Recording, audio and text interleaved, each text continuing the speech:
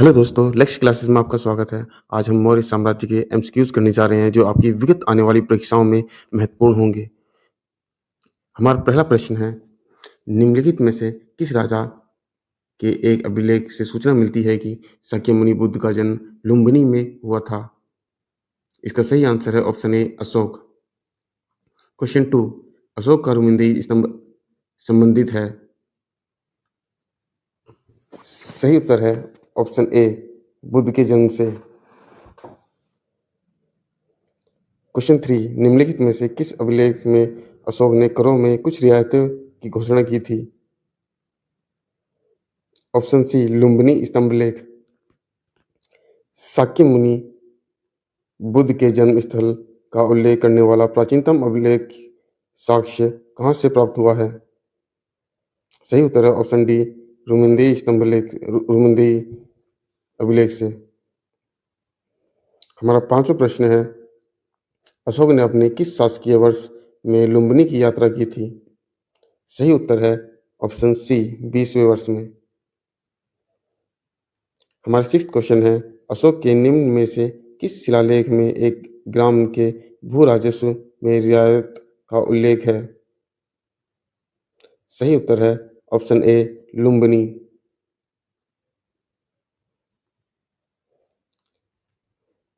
Question 7, सम्राट अशोक के राजादेशों का सबसे पहले विकुटन किसने किया था? सही उत्तर है जेम्स प्रिंसेप। क्वेश्चन 8, ब्राह्मणी लिपि को सर्वप्रथम किसने पढ़ा था? सही उत्तर है option D James Prinsep. Ashoka के शिलालेखों को सर्वप्रथम पढ़ा था? सही उत्तर है जेम्स प्रिंसेप। ब्राह्मणी लिपि को पढ़ने की विधि किसने खोजी निकाली थी? सही उत्तर है option B James Prinsep.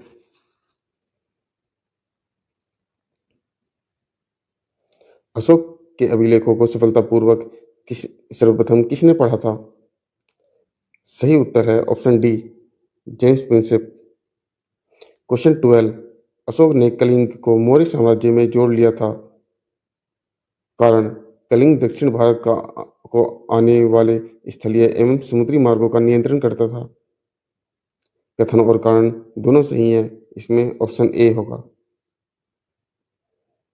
Question 13, Ashok के राजादेशों के अनुसार धार्मिक निष्ठा की अपेक्षा जनता के मध्य सामाजिक समरसता अधिक महत्वपूर्ण थी।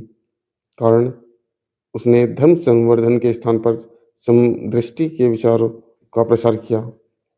इसमें ए और आर दोनों सही हैं। आर ए का सही स्पष्टीकरण है ऑप्शन ए। क्वेश्चन नंबर 14,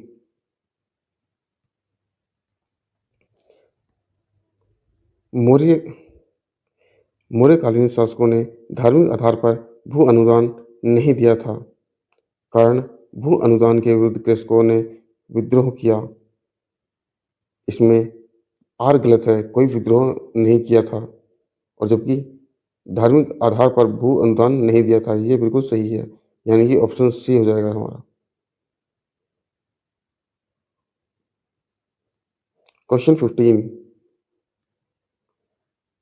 कथन, मौर्य साम्राज्य का पतन अशोक के बाद प्रारंभ हो गया था। कारण, अशोक ने धम्म विजय की नीति का अनुसरण किया और अपनी सेना विघटित कर दी। देखो, कारण तो हो ही नहीं सकता क्योंकि अशोक ने अपनी सेना कभी भी विघटित नहीं की थी। और कथन क्या है, मौर्य साम्राज्य का पतन अशोक के बाद प्रारंभ हो गया था, ये सही है हमारा, यानी कि हो जाएगा ऑप्शन सी।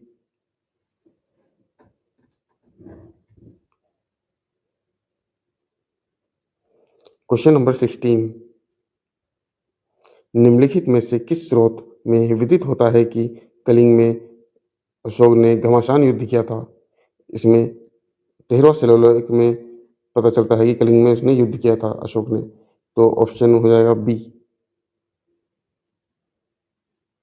क्वेश्चन 17,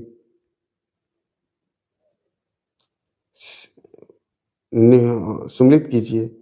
शिलालेख सेकंड में क्या होता है? शिलालेख सेकंड में पशुओं के कल्याण हेतु किए गए कार्यों के लिए, ठीक है। ऑप्शन शिलालेख 5 में शिलालेख 5 में है, धर्म महामात्र संस्था की व्याख्या करता है। ऑप्शन सी शिलालेख 8 में। शिलालेख 8 क्या बताता है हमारा? धम्म यात्रा की पद्धति के बारे में बताता है। और ऑप्शन 9 है फर्स्ट, रूढ़िवादी अनुष्ठानों की प्रथा की भर्त्सना करता है। क्वेश्चन 18, अशोक का निम्नलिखित में से कौन सा शिलालेख धम्म महामात्रों की भूमिका का उल्लेख करता है? तो इसमें ऑप्शन सी हो जाएगा, शिलालेख 5। क्वेश्चन 19, सूची 1। क्वेश्चन 19 पूरा नहीं है तो हम क्वेश्चन 20 करते हैं। अशोक के अभिलेखों में अनेक विदेशी राजाओं का उल्लेख है। उन राजाओं को उनके देश के आधार पर सम्मिलित कीजिए। Syria, first Syria. सीरिया किससे रिलेटेड है? सीरिया के राजा का क्या नाम था? एंटियोक्स। सीरिया के राजा का नाम था एंटियोक्स। और मिस्र के राजा का नाम था टोलमी फिलाडेल्फस, यानी कि मिस्र के राजा का नाम था टोलमी द्वितीय। और मेसोपोटामिया के राजा का क्या नाम था? एंटीगोनस। यही है, मिस्र के राजा का नाम था एंटीगोनस। और कोरिंथ के एंटीगन। क्वेश्चन 21, इसे भी सम्मिलित करने के लिए है। चंद्रगुप्त का नाम क्या बोलते हैं? चंद्रगुप्त को हम सेंट्रोकोटस बोलते हैं, सेंट्रोकोटस।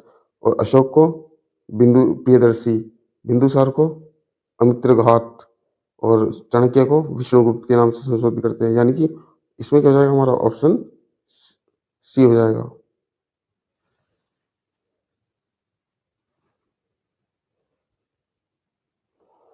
अब क्वेश्चन 22, इसमें भी सम्मिलित करने के लिए आया है। इसमें है अशोक। अशोक को हम क्या बोलते हैं? देवनाम प्रिय, यानी कि फर्स्ट का हो जाएगा सेकंड। फर्स्ट का सेकंड किसमें है इसमें? यानी कि फर्स्ट का सेकंड एक में ही है, वो है सी। तो इसी से पता चल जाएगा। अब देखिए नीचे, फर्स्ट अशोक को क्या बोलते हैं? प्रियदर्शी और देवनाम प्रिय। समुद्रगुप्त को परक्रमांक, चंद्रगुप्त द्वितीय को विक्रमादित्य, स्कंदगुप्त को क्रमादित्य। क्वेश्चन 14, क्वेश्चन 24, तीर्थ यात्रा के समय सम्राट अशोक निम्नलिखित स्थानों पर गए, उन्होंने किस मार्ग के अनुगमन किया था? देखो, शुरुआत उन्होंने कहाँ से करी थी? शुरुआत उन्होंने की थी गया से, ठीक है। और गया से शुरुआत की थी और अंत में कहाँ गए थे? श्रावस्ती में। तो पहला कहाँ है? पहला और लास्ट वाला श्रावस्ती, ये देखना है। पहला कहाँ है? बी में पहला, और लास्ट में श्रावस्ती। तो ए और बी दोनों आ रहे हैं। और अब दूसरा ऑप्शन देखते हैं। पहला है गया, दूसरा कहाँ गए थे? गया, गया से कुशीनगर, कुशीनगर से लुम्बिनी, लुम्बिनी से कपिलवस्तु, कपिलवस्तु से सारनाथ, सारनाथ से श्रावस्ती, लास्ट में श्रावस्ती। तो ऑप्शन कौन सा जाएगा? B answer. देवनाम प्रिय की उपाधि धारण की थी। देवनाम प्रिय की दो व्यक्तियों ने उपाधि धारण की थी। पहला, एक तो अशोक थे और दूसरा थे दशरथ, यानी कि ऑप्शन बी। क्वेश्चन 26, ईस्वी सन के पूर्व की कुछ शताब्दियों में निम्नलिखित में से किन शासकों ने गिरनार क्षेत्र में जल संसाधन व्यवस्था की ओर ध्यान दिया था? देखिए, जल संसाधन व्यवस्था की ओर दो ने दिया था, एक चंद्रगुप्त मौर्य ने और अशोक ने। ये गुजरात में इन्होंने एक लेक यानी कि झील का निर्माण करो, झील का जीर्णोद्धार किया था इन्होंने।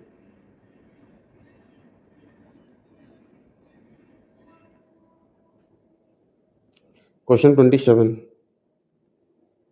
कौटिल्य के अर्थशास्त्र के अनुसार मौर्यकालीन व्यवस्था में निम्नलिखित न्यायालय अस्तित्व में था। देखिए, दो थे, एक था धर्मस्थीय और एक थे रज्जुक। ये दो न्यायालय थे। ये धार्मिक रूप से करता था और ये अधार्मिक था।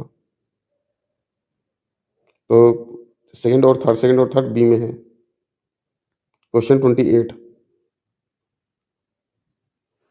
निम्नलिखित मौर्य शासक बौद्ध धर्म के अनुयायी दो थे, एक थे अशोक और एक दशरथ। इन्हीं का नाम देवनाम प्रिय भी रखा गया मिलता है, यानी कि ऑप्शन डी।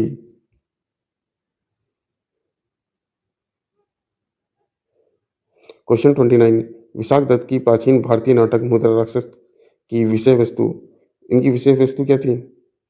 चंद्रगुप्त मौर्य के समय राजदरबार की दुर्भी संधियों के बारे में थी, यानी कि ये क्या बताते हैं? चंद्रगुप्त मौर्य के बारे में बताता है मुद्रा राक्षस की विशाख दत्त। क्वेश्चन 30, निम्नलिखित में से किस चंद्रगुप्त मौर्य द्वारा मगध का राज सिंहासन प्राप्त करने की कथा दी गई है? तो ये क्या है? मुद्रा राक्षस।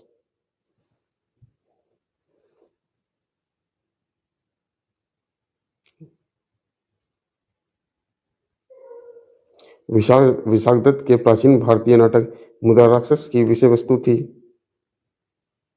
चंद्रगुप्त मौर्य के समय राजदरबार के दुर्भिसंधियों के, ये तो बार ये हमारा पढ़ चुका है, एक बार आ चुके हैं हमारे।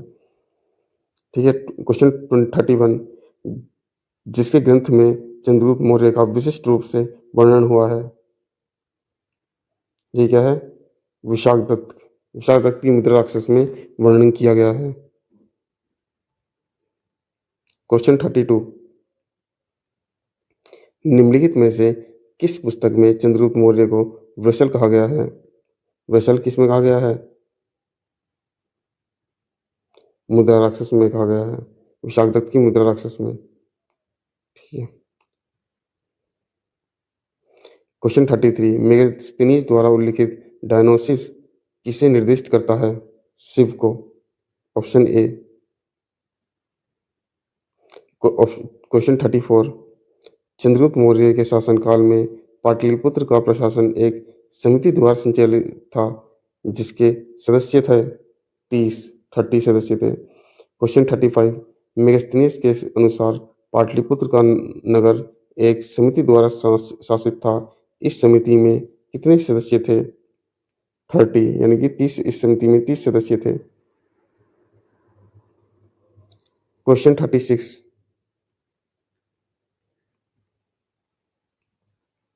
निम्नलिखित में से कौन स्रोत मौर्य के नगर प्रशासन का विस्तृत वर्णन करता है? तो नगर प्रशासन का वर्णन मेगास्थनीज की इंडिका करती है। क्वेश्चन 37, निम्न पुस्तक में मौर्य काल में पाटलिपुत्र प्रशासन का वर्णन मेगास्थनीज की इंडिका। Option B. क्वेश्चन 38, वह स्रोत जिसमें पाटलिपुत्र के प्रशासन का वर्णन उपलब्ध है, मेगास्थनीज की इंडिका। क्वेश्चन 39, मौर्य समाज के 7 वर्गों में विभाजित होने का उल्लेख मुद्रा राक्षस की नहीं, मेगास्थनीज की इंडिका में है। Option C. क्वेश्चन 41, किसके शासनकाल में मेगास्थनीज भारत आया?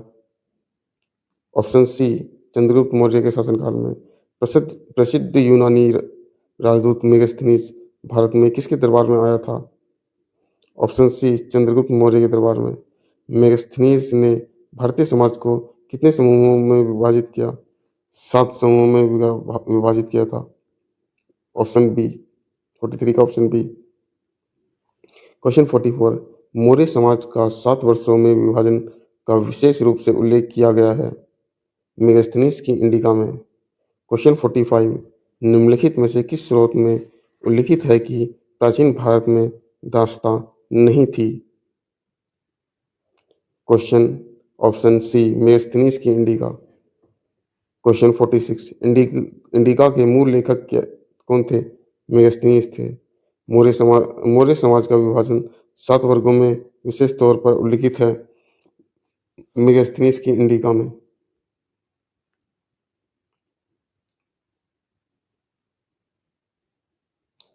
क्वेश्चन 48, मेगास्थनीज की पुस्तक का नाम इंडिका। क्वेश्चन 49, निम्नलिखित में से किसने मेगास्थनीज की इंडिका को संदर्भित नहीं किया? प्लिनी ने नहीं किया था। अशोक के जो प्रमुख शिलालेख हैं संगम राज्य के विषय में हमें बताते हैं, उनमें सम्मिलित हैं दूसरा और 13वां, एक चेतावनी के रूप में बताते हैं। क्वेश्चन 51, निम्नलिखित प्राचीन भारतीय अभिलेखों में से कौन से एक खाद्यान्न को देश के संकट काल में उपयोग हेतु सुरक्षित रखने के बारे में प्राचीनतम शाही आदेश है? ऑप्शन ए, शाहगोरा ताम्रपत्र। मौर्य काल में दुर्काल में राहत कार्य के लिए कोष्ठागारों के अस्तित्व का प्रमाण निम्नांकित में से ज्ञात हुआ है? सागोरा पट्ट अभिलेख, ऑप्शन डी। क्वेश्चन 53, निम्नलिखित में से कौन सा अभिलेख देश ऐसे दो धान्यागारों के निर्माण का उल्लेख करता है जिनका संकट काल में उपयोग किया जा सके? शाहगोरा ताम्रपत्र। क्वेश्चन 54, दिया गया मानचित्र संबंधित है? ये सबसे अब तक भारत में सबसे बड़ा साम्राज्य मौर्य साम्राज्य ही रहा है। ये सारा क्या है? मौर्य साम्राज्य को अंकित करता है, यानी कि जो अशोक के समय था। Option C. क्वेश्चन 55, निम्नलिखित वक्तव्यों में कौन सा एक वक्तव्य अशोक के प्रस्तर स्तंभों के बारे में गलत है? ऑप्शन डी, ये स्थापत्य संरचना के भाग हैं। यही गलत है। ये स्वतंत्र रूप से खड़े हैं, ये किसी रचना का भाग नहीं है। यानी कि इन पर बढ़िया पॉलिश है, ये अखंड हैं, ये स्तंभों का सॉफ्ट सुड्डाकार है। ये सब सही है, बस ये गलत है। क्वेश्चन 56, अशोक के स्तंभलेख के शीर्ष पर उत्कीर्ण मिलता है एक शेर का, अश्व का, हाथी का और बैल का, यानी कि ऑप्शन ए। क्वेश्चन 57, अशोककालीन अभिलेख किस भाषा में थे? ब्राह्मणी, आरमाइक और खरोष्टी भाषा में। अशोक के किस लेख में बौद्ध पुस्तकों का उल्लेख है? भाब्रू लेख में।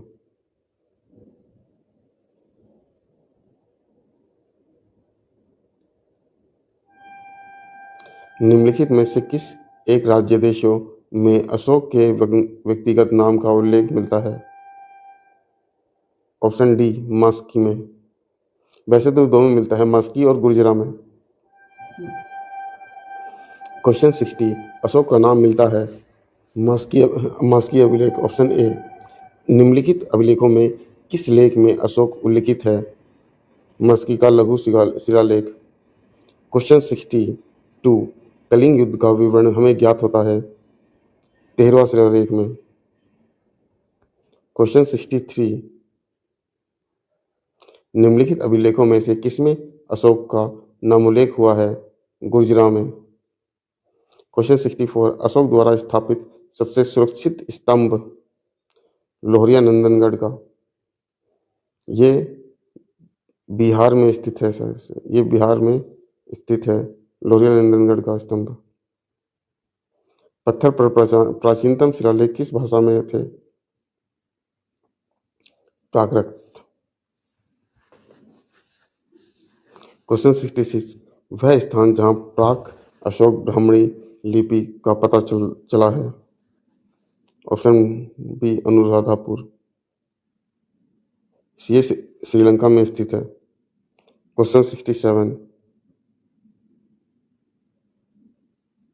अभिलेख जिसमें यह प्रमाणित होता है कि चंद्रगुप्त का प्रभाव पश्चिमी भारत पर था? रुद्रदामन का जूनागढ़ अभिलेख, ऑप्शन सी। क्वेश्चन 68, निम्नलिखित अभिलेखों में से किसमें चंद्रगुप्त मौर्य और अशोक दोनों के नाम उल्लिखित हैं? रुद्रदामन का जूनागढ़ अभिलेख, क्योंकि इन दोनों ने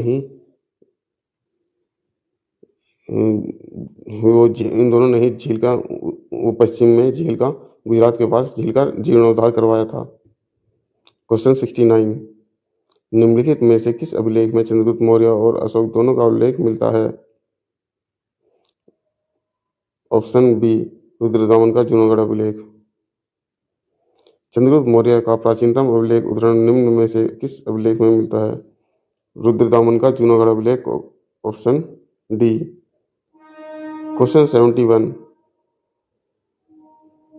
निम्नलिखित में से कौन सा स्रोत चंद्रगुप्त मौर्य के साम्राज्य में गुजरात के सम्मिलित होने के प्रामाणिक सूचना प्रदान करता है? रुद्रदामन का जूनागढ़ अभिलेख। निम्नलिखित अभिलेखों में से किसमें अशोक का उल्लेख भी पाया गया है? रुद्रदामन का जूनागढ़ अभिलेख, ऑप्शन ए। क्वेश्चन 73, निम्नलिखित में से किस अभिलेख में अशोक ने अपनी प्रसिद्ध घोषणा की, सभी मनुष्य मेरी प्रजा यानी संतानें हैं? प्रथम कलिंग शिलालेख में। पृथक कलिंग शिलालेख। क्वेश्चन 74, नंदों का उल्लेख करने वाला प्राचीनतम अभिलेखीय प्रमाण कौन सा है? खारवेल का हाथी गुम्फा अभिलेख।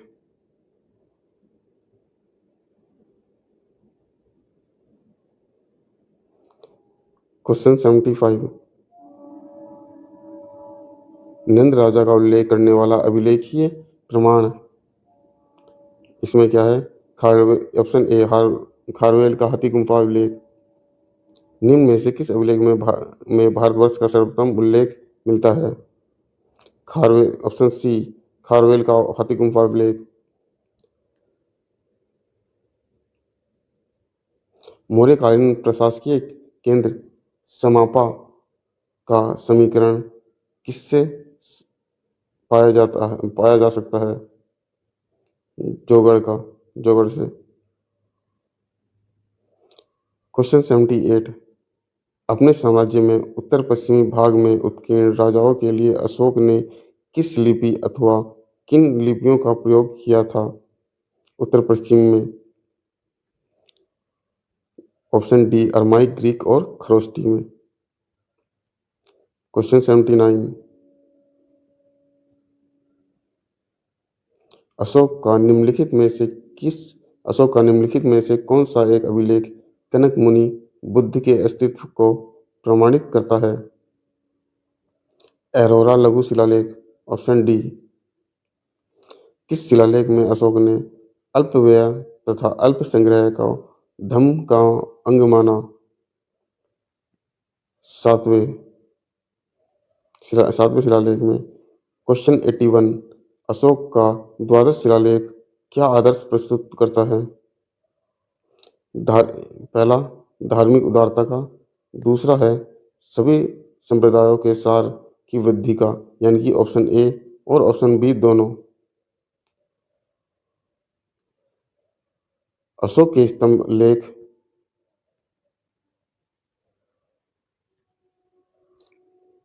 लिखे हैं केवल ब्राह्मणी में। जो इसके स्तंभ लेख हैं, अशोक के स्तंभ लेख सिर्फ ब्राह्मणी में लिखे गए हैं। Option A. 82, अशोक के स्तंभ लेख लिखे हैं केवल ब्राह्मणी में। क्वेश्चन 83, अशोक ने अभिलेखों की रचना में कितनी लिपियों का प्रयोग किया है? सही उत्तर है ऑप्शन डी, 4 लिपियों का। क्वेश्चन 83, अशोक के अभिलेखों की रचना में कितनी लिपियों का प्रयोग किया गया है? ये तो 4 हो चुका है। क्वेश्चन 84, गुजरा लघु शिलालेख में जिसमें अशोक का नाम उल्लेख किया गया है कहाँ स्थित है? मध्य प्रदेश के दतिया जिले में। क्वेश्चन 85, अशोक के निम्न शिलालेखों में पूर्ण रूपेण धार्मिक सहिष्णुता के प्रति समर्पित कौन सा अभिलेख है? ऑप्शन 12, सारनाथ स्तंभ का निर्माण किया था अशोक ने। क्वेश्चन 87, सारनाथ स्तंभ का निर्माण अशोक ने किया था। किसने किया था? अशोक ने। क्वेश्चन 88, निम्नलिखित में से कहाँ अशोक का नाम प्राप्त होता है? नेत्र अभिलेख, अशोक के नेत्र अभिलेख में।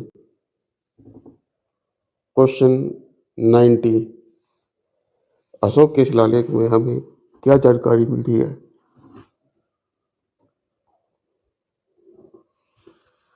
अशोक के साम्राज्य के विषय में मिलती है, प्रशासनिक नीति के और उसके धार्मिक विचारों के बारे में पता चलता है, यानी कि ऑप्शन डी, सभी। क्वेश्चन 91, अशोक के शासन में प्रतिवेदक क्या करते थे? घटनाओं की सूचना देते थे, ऑप्शन बी। क्वेश्चन 92 अशोक के शिलालेख में प्रयुक्त भाषा।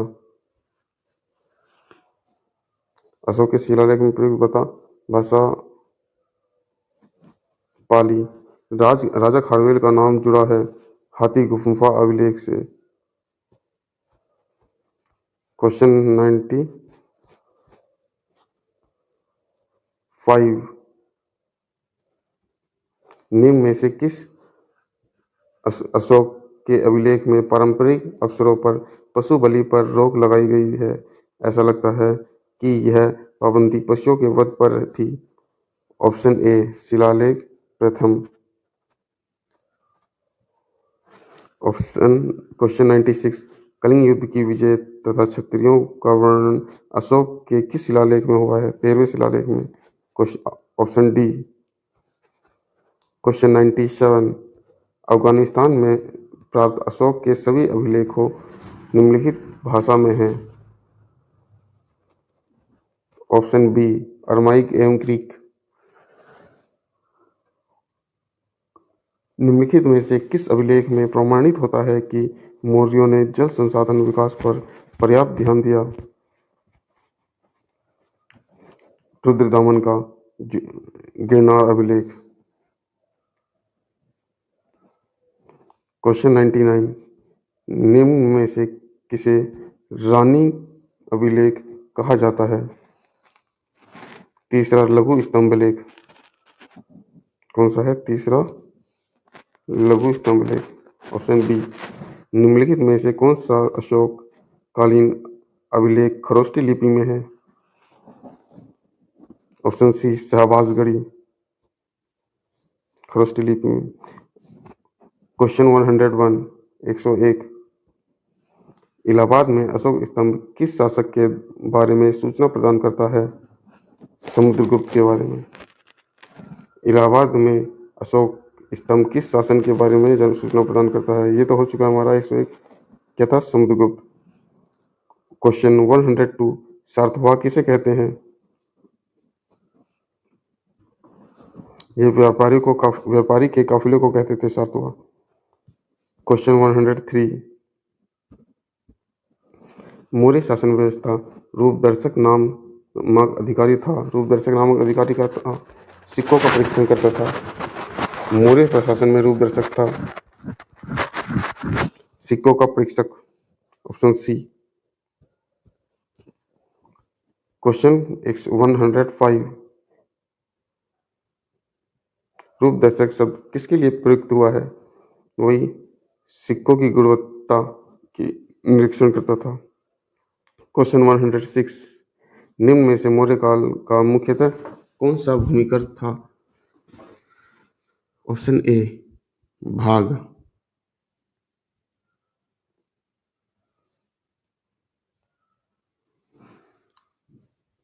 क्वेश्चन 107 मौर्य काल में भाग था भूमिकर। मौर्य प्रशासन में सन्निधत्ता किससे संबंधित था? कोच की देखभाल करता था। Option A. रज्जुक कौन थे? रज्जुक मौर्य शासन में अधिकारी थे। रज्जुक कौन थे? ये दूसरा आया है 110 का क्वेश्चन, सेम क्वेश्चन है। ये क्या थे? मौर्य शासन में अधिकारी। क्वेश्चन 116 मौर्य शासन में मापतौल की अध्यक्ष था। मापतौल का अध्यक्ष कौन था? पौताध्यक्ष। मापतौल के अध्यक्ष को कहते थे पौताध्यक्ष। मौर्य मंत्रिपरिषद में निम्न में से कौन राजस्व इकट्ठा करने से संबंधित था? समाहर्ता। कौटिल्य के अर्थशास्त्र में निम्नोक्त में से किस अधिकारी को कर वसूलने का कार्य सौंपा गया था? समाहर्ता। अर्थशास्त्र के अनुसार निम्नलिखित में से किस अधिकारी को राजस्व एकत्र करने का उत्तरदायित्व दिया गया? समाहर्ता। Option C. क्वेश्चन 120 मौर्य प्रशासन में राजस्व संग्रह का अधिकार था। ऑप्शन डी समाहर्ता। क्वेश्चन 121 मौर्य प्रशासन में राजस्व व्यवस्था की देखरेख करने वाला अधिकारी। समाहर्ता ऑप्शन बी। करसापण किस लिए प्रयोग किया जाता है? ऑप्शन ए वस्तुओं के खरीदने के लिए। क्वेश्चन 123 अर्थशास्त्र के अनुसार सीता भूमि का अभिप्राय है।